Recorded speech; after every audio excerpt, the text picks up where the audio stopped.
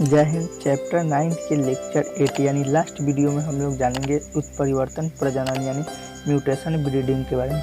दोस्तों, यह जो वीडियो होगा थोड़ा हम लोग का बड़ा हो सकता है, क्योंकि इस वीडियो में हम लोग कुछ ज़्यादा टॉपिक को कवर करने वाले हैं। तो आप लोग इस वीडियो को अंत तक देखें और वीडियो को समझें। तो चलिए हम स्टार्ट करते हैं। उत्परिवर्तन प्रजनन टॉपिक क्या होता है, इसको जानते हैं।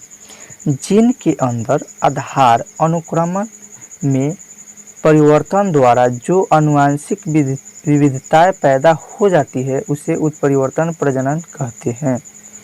देखिए, उत्परिवर्तन प्रजनन क्या होता है। जीन के अंदर आधार अनुक्रमण में परिवर्तन द्वारा जो आनुवंशिक विविधता पैदा हो जाता है उसे उत्परिवर्तन प्रजनन कहते हैं।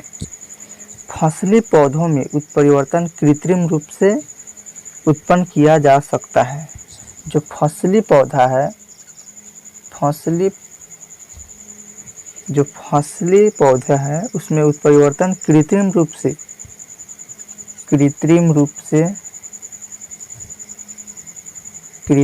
से उत्पन्न किया जा सकता है। इसके लिए म्यूटाजेंस का प्रयोग किया जाता है।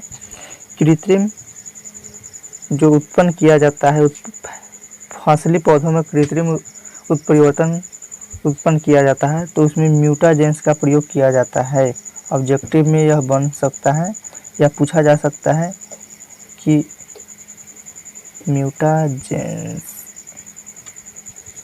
ऑब्जेक्टिव में पूछा जा सकता है कि फसली पौधों में उत्परिवर्तन कृत्रिम रूप से उत्पन्न किया जा सकता है, किसके द्वारा? तो म्यूटाजेंस का प्रयोग करके हम लोग कृत्रिम उत्पन्न किया जा सकता है उत्परिवर्तन फसली पौधों में। अब हम लोग जानेंगे इसका आगे। जो म्यूटाजेंस दो प्रकार के होते हैं वह कौन कौन से होते हैं। तो म्यूटाजेंस का फर्स्ट जो प्रकार है रासायनिक म्यूटाजेंस यानी केमिकल म्यूटाजेंट्स। तो इसके जैसे में हम लोग देखेंगे इथाइल मिथाइल सल्फोनेट, जिसे हम लोग CMS कहते हैं, और सोडियम इजाइड यानी Ase। दूसरा है भौतिक म्यूटाजेंस यानी फिजिकल म्यूटाजेंट्स। तो इसका एग्जाम्पल है एक्सरे और गामा रे। जो केमिकल म्यूटाजेंस है उसका एग्जाम्पल है आपको यहाँ देखिए इथाइल मिथाइल सल्फोनेट और सोडियम इजाइड।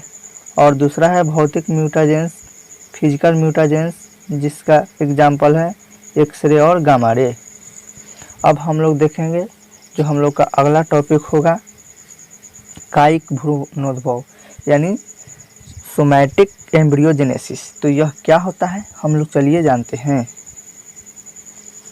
भ्रूण बनने की प्रक्रिया को भ्रूणोद्भव कहते हैं। जो भ्रूण बनता है उसके बनने की प्रक्रिया को हम लोग भ्रूणोद्भव यानी एम्ब्रियोजेनेसिस कहते हैं। सामान्यतः भ्रूण का निर्माण निषेचन की क्रिया के फलस्वरूप बने जाइगोट से होती है, परंतु पौधे की द्विगुणित कोशिकाओं से भ्रूण का निर्माण होता है। इस प्रकार भ्रूण को कायिक भ्रूण यानी सोमैटिक एम्ब्रियोजेनेसिस कहते हैं तथा इस प्रकार को कायिक भ्रूणोद्भव कहते हैं। जो भ्रूण बनने की प्रक्रिया है उसे हम लोग भ्रूणोद्भव यानी एम्ब्रियोजेनेसिस कहते हैं।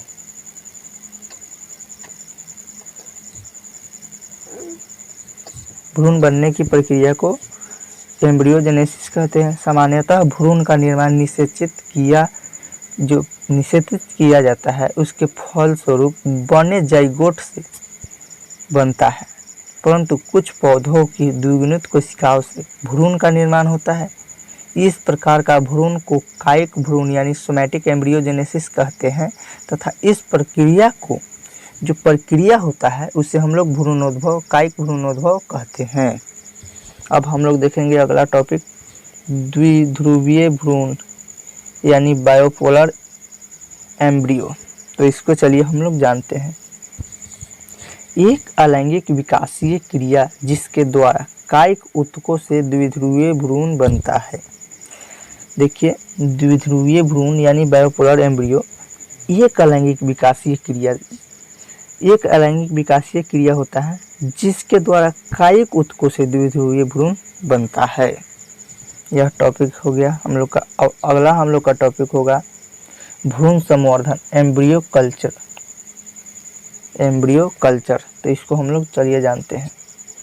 विकसित हो रहे बीजों से भ्रूण को निकालकर उसे पोषण माध्यम पर उगाने की वृद्धि को भ्रूण संवर्धन कहा जाता है। भ्रूण संवर्धन का सबसे पहला प्रयास हैनिंग ने 1904 ईस्वी में किया। यहाँ ऑब्जेक्टिव बन रहा है कि भ्रूण संवर्धन का सबसे पहला प्रयास किसने किया, तो भ्रूण परिवर्धन का सबसे पहला प्रयास हैनिंग ने किया था। फिर दूसरा बन रहा है कि हैनिंग ने भ्रूण संवर्धन का प्रयास कितने साल मतलब कितने वर्ष में किया, या तो 1904 ईस्वी में हैनिंग ने 1904 ईस्वी में भ्रूण संवर्धन पर जो पहला प्रयास किया। यहाँ ऑब्जेक्टिव 2 निकला। अब हम लोग देखेंगे आगे, तो आगे हम लोग का है भ्रूण संवर्धन का व्यवहारिक उपयोग। भ्रूण संवर्धन का व्यवहारिक उपयोग, इसको देखते हैं। इंटरजेनेरिक तथा इंटरस्पेसिफिक क्रॉस में यह पाया गया कि संकर भ्रूण यानी हाइब्रिड एम्ब्रियो भ्रूण के अभाव में विकसित नहीं हो पाता है। इंटरजेनेरिक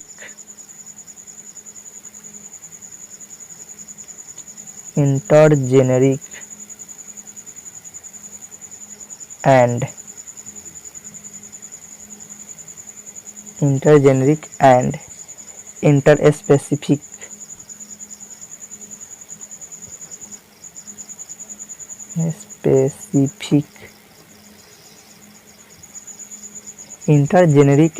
इंटरस्पेसिफिक क्रॉस में यह पाया गया कि संकर भ्रूण यानी हाइब्रिड एम्ब्रियो भ्रूण पोष के अभाव में विकसित नहीं हो पाता है। इस संकर भ्रूण को यदि निकालकर कृत्रिम पोषक माध्यम पर उगाया जाए तो संकर पौधा हाइब्रिड प्लांट प्राप्त किया जा सकता है। चावल में कई संकर किस्में भ्रूण संवर्धन विधि द्वारा प्राप्त की गई है।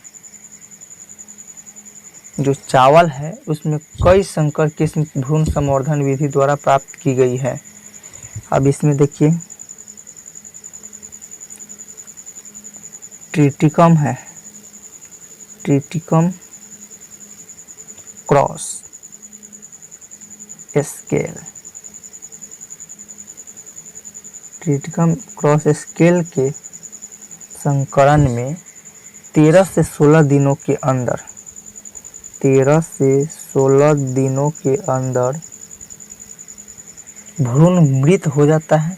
जब इस अविकसित भ्रूण को निकालकर पोषक माध्यम पर उगाया गया तब गेहूं तथा राई का संकर पौधा बन सका।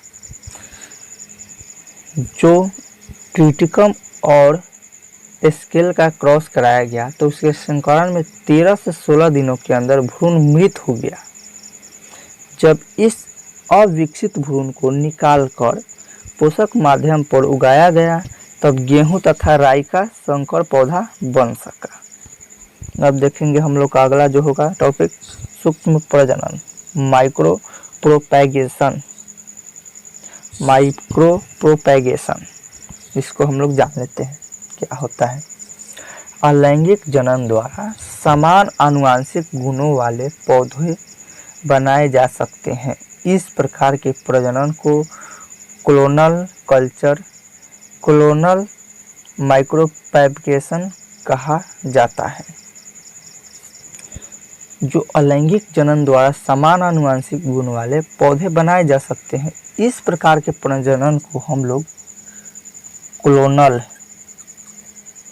माइक्रोप्रोपैगेशन